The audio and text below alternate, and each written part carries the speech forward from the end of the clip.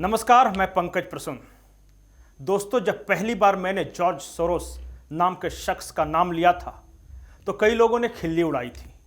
कुछ लोगों ने यह भी कहा था कि आप बीबीसी, गार्जियन इन जैसे मीडिया संस्थानों पर उंगली नहीं उठा सकते। लेकिन आज जॉर्ज सोरोस ने खुद बयान दिया। वो बयान हम आपको सुनाएंगे, लेकिन वीडियो के अंत में लगाएंगे क्योंकि वो अंग्रेजी में है और बोरिंग हो जाएगा। उस बयान में जॉर्ज सोरोस ने कहा है कि अडानी और मोदी एक दूसरे के साथ इनका संबंध है, ऐसा संबंध जो कि टूट नहीं सकता। जॉर्ज सोरोस ने यह भी कहा कि अडानी के शेयर हिंडनबर्ग के खुलासे के बाद ताश के पत्तों की तरह ढह गए। जॉर्ज सोरोस ने यह भी कहा कि अडानी प्रकरण में मोदी आज भले ही खामोश हैं, लेकिन उन्हें भारत की संसद को और सुप्रीम कोर्ट को जवाब देना होगा। जॉर्ज सोरोस ने यह भी कहा कि भारत में हम डेमोक्रेसी के रिवाइवल के लिए काम करेंगे और उन्होंने शपथ ली कि इसके लिए वो $1 बिलियन खर्च करने को तैयार हैं। अब एक यहूदी भारत में सत्ता परिवर्तन के लिए $1 बिलियन क्यों खर्च करेगा? और ये जॉर्ज सोरोस है कौन सा शख्स? ये वो शख्स है जिसने बैंक ऑफ इंग्लैंड को 24 घंटे के लिए धराशायी कर दिया था।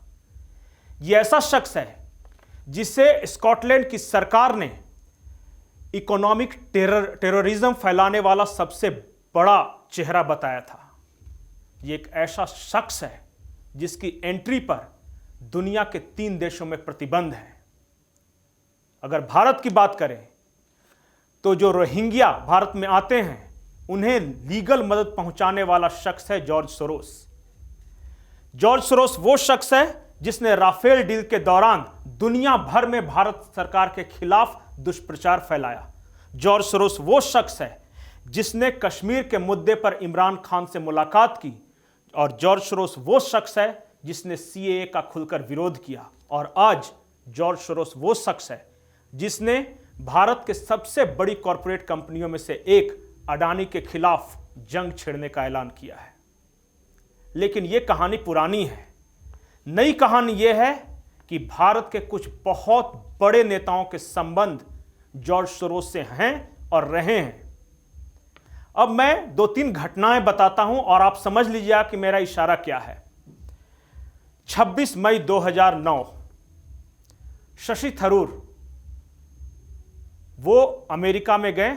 जॉर्ज सोरोस से उन्होंने मुलाकात की और 2 दिन बाद यानी 28 मई 2009 वो भारत के विदेश राज्य मंत्री बन गए। खुलासा नंबर 2, आप में से बहुत कम लोगों ने फौरी नेहरू का नाम सुना होगा। FORI, फौरी नेहरू। फौरी नेहरू इंदिरा गांधी के कजिन थे। BK नेहरू इनकी यहूदी पत्नी थी। वो इजराइल से थी, लेकिन BK नेहरू जब इंदिरा गांधी सरकार के समय अमेरिका में भारत के एम्बेसडर थे, उस दौरान उन्होंने फौरी नेहरू से शादी कर ली थी। बड़ा खुलासा यह है कि फौरी और जॉर्ज सोरोस एक दूसरे के संबंधी हैं। आजकल दोनों हंगरी में रहते हैं और जॉर्ज सोरोस खुलेआम कहते हैं कि दुनिया में मेरे अगर कुछ बेहतरीन मित्र, अंतरंग संबंध वाले मित्र कोई हैं तो उनमें से एक फौरी नेहरू है। खुलासा नंबर 3, आपको पता होगा कि 21 मई 1991 को राजीव गांधी की हत्या हुई थी। 1 महीने बाद भारत में एक NGO रजिस्टर्ड हुआ, राजीव गांधी फाउंडेशन।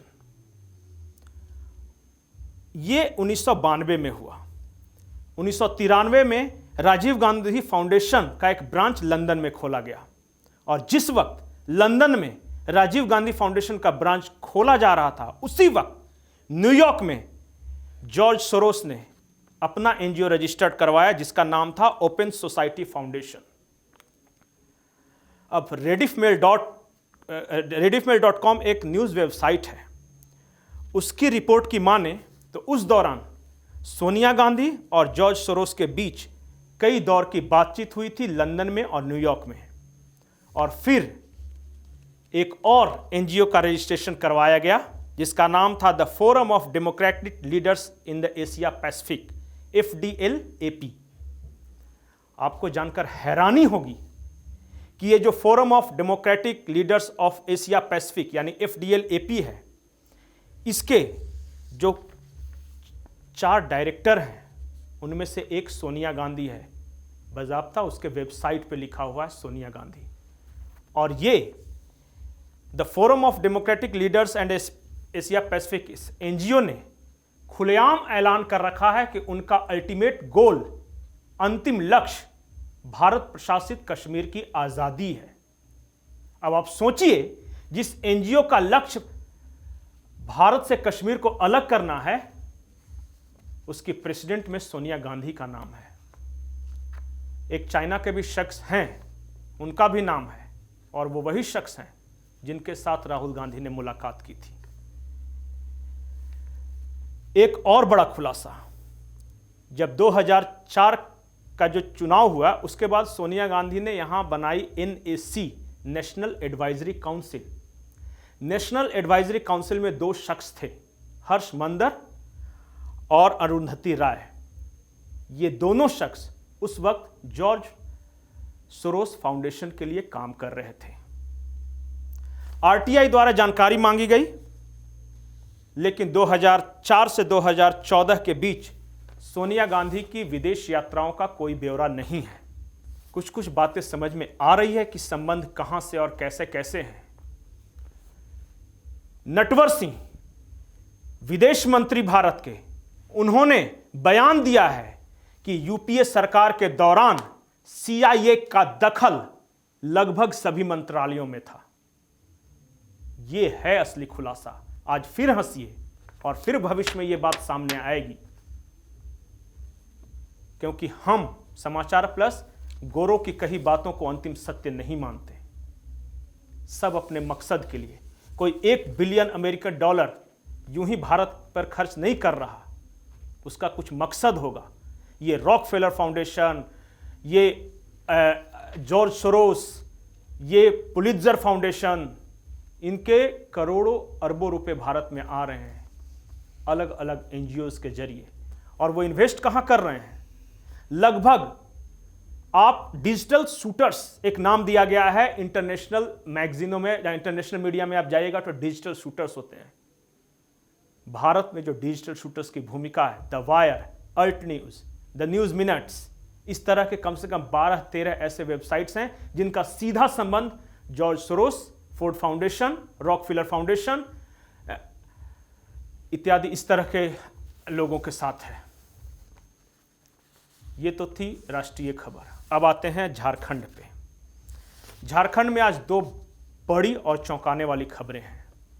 झारखंड की राजधानी रांची से आज एक बार फिर एक लव जिहाद का मामला सामने आया है। ये रांची की एक बच्ची है जिसने इंस्टाग्राम पे समस्तीपुर के एक युवक के साथ किस तरह कांटेक्ट हुआ। वो लड़का रांची आया, 15 साल की बच्ची है, उसे लेकर गाजियाबाद गया। गाजियाबाद में उस लड़की के साथ बलात्कार हुआ, ये लड़की का बयान है। किसी तरह भागकर वो रांची आई। रांची के सदर थाने में FIR दर्ज कराई गई है। और दूसरी बड़ी और आज की अंतिम खबर यह है कि बंधु दा आजकल बहुत व्यस्त हैं। बंधु तिर्की, रायपुर में कांग्रेस का अधिवेशन होने वाला है और आदिवासियों के जितने भी मुद्दे हैं उसकी ड्राफ्टिंग जो तैयार कर रहे हैं वो हैं हमारे झारखंड के बंधु तिर्की। उन्होंने 5-6 सवाल उठाए हैं और कांग्रेस का जो अधिवेशन होगा रायपुर में उसमें ये सवालों की गूंज होगी। उन्होंने पहला सवाल ये उठाया है कि आज नरेंद्र मोदी भले ही आदिवासियों को लेकर बड़ी बड़ी बातें कर रहे हैं, लेकिन झारखंड जैसे राज्य में 5वीं अनुसूची और त्रिपुरा में 6ठी अनुसूची कब लागू होगी। उन्होंने कहा कि 2006 में UPA सरकार ने जो वनाधिकार कानून बनाए थे वो कब लागू होगा। उन्होंने पूछा कि झारखंड विधानसभा से जो सरना कोड बिल पास हुआ था उसे नरेंद्र मोदी कब पास करवाने वाले हैं। उन्होंने ये पूछा कि 2009 में आदिवासियों के वनाधिकार को लेकर नरेंद्र मोदी ने जो कानून पास किया था उससे आदिवासियों का विरोध है, इस पर सरकार का कोई भी प्रवक्ता क्यों नहीं बोलता। और यकीन मानिए बंधु तिर्की के इन सारे मुद्दों की गूंज कांग्रेस के राष्ट्रीय अधिवेशन में जरूर होगी। झारखंड के लिए ये गर्व की भी बात है कि हमारे विधायक पूरे देश के आदिवासियों के मुद्दे की ड्राफ्टिंग कर रहे हैं और कांग्रेस उसे अपना रही है। नमस्कार।